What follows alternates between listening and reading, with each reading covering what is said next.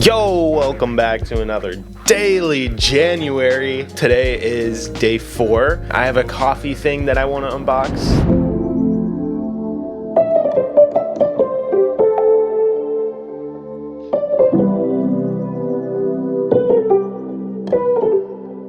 Today I'm going to be unboxing the AeroPress and testing it out for the first time. I haven't had one of these before. I have only heard through other people how great they are. I had the opportunity to get this. I went for it. This is the AeroPress. I went for like a nice green color. On the box it says so many things like the only press with 3-in-1 brew technology. Full-bodied like a French press, smooth like a pour over, rich like espresso. I don't know if it's gonna be able to hold those up, but it seems pretty simple to use. I mean, you just add coffee and water like a French press. You stir it around for a little bit and then you press everything into a cup. So it seems like a really easy way to make yourself some coffee. Also, it feels pretty lightweight. There are so many at-home coffee making solutions that give you like big flavors. Almost every single coffee machine that you can buy now claims that it makes the best coffee,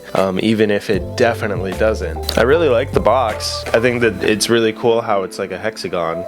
Anyways, let's unbox it. Looks pretty simple to open. I think it's just through the pull tab on the top.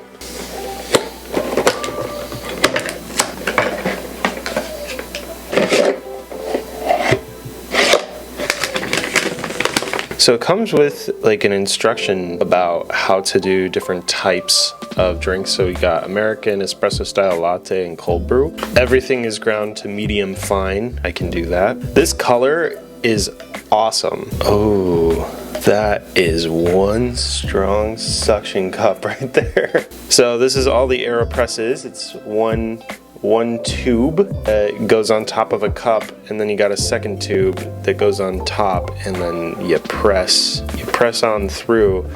And because of the air pressure that you create within this chamber that goes down through the filter, you can create that espresso-like quality. This is phenomenal. This is so small. This stir stick is really well thought out. You can see that if you were to insert this into the chamber, it won't go any further than the end of the chamber. So then when you're doing your coffee, like, it's not going to be poking out whatever filter you have here, because this filter has to go on the very bottom. You're not touching that filter, you're probably just grazing it gently, and that prevents you from like poking it out and causing a big accident that's going to cause a mess. But just taking a closer look at this in general, 1, 2, 3, 4, that's the different amounts of coffee I'm guessing. But this plunger right here, this feels like quality. I wonder if it's replaceable. I bet it is. I'm not gonna pull it off, but I bet that you can buy new plungers if this ever dries out. I like a good scoop. I mean, my drawer is gonna be full of these things, but like, that's cool. I'm gonna see how many filters they send you. You need these in order to brew with this thing, so depending on how many they send you, it's really gonna say what the value of this thing is. Okay. Oh, it looks like quite a bit. This will last me a while. Looks like a high quality coffee filter. I'm gonna try to save these. I wish that they provided like a little case for them. I bet they sell it. AeroPress filter holder. This in itself is $25. I'm not gonna tear them apart too much for that. So you'll take these and you'll put them on top, and you'll take this filter and then put it on the bottom of the AeroPress like that, and then you put your coffee in, then you put your water in. Let's go get some coffee grounds, try it out for the first time. This is a roast that was done here in Queens, New York, not too far away. It was a woman-owned business, which is pretty cool. Pretty sure the brand name was Roastia, which is really cute. Making an espresso. Said shake gently to level. There we go. So all the coffee grounds in there are now level. Now I'm gonna do the water. It said to fill it up to 1 for a single shot and 2 for a double shot.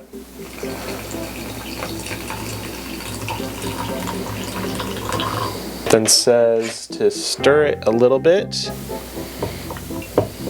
I love not having to think about that filter on the bottom while I'm doing this, because this doesn't reach it. Cool. All right, now it's time to take the top and push the grounds through.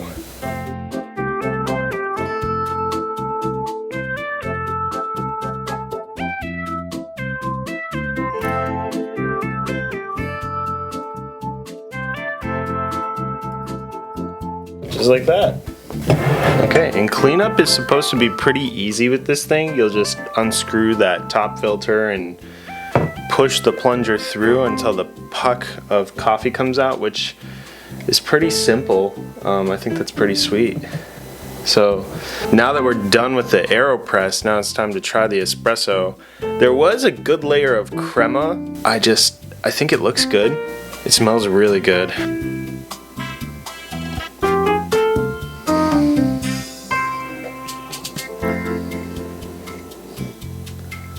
These beans have a very nice summery vibe, which in January is somewhat welcomed. I think the flavor is really good. It's not too bitter, doesn't taste bitter. The process of making this wasn't that difficult, like it was pretty easy.